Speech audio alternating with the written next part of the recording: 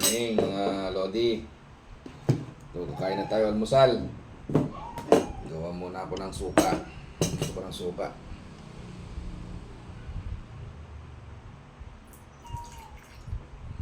So, suka oh.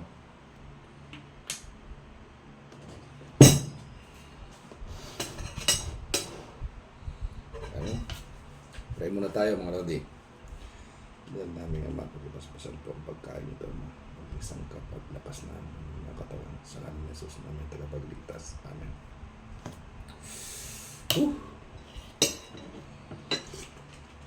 Sarap! Kain na tayo mga Lodi.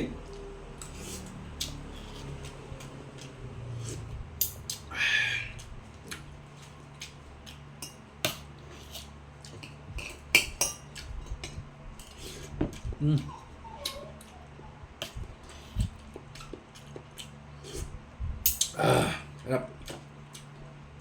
Oh. Hindi natin sumunod ito. Ulitin mo, mami. Ang lakas ng ano mo.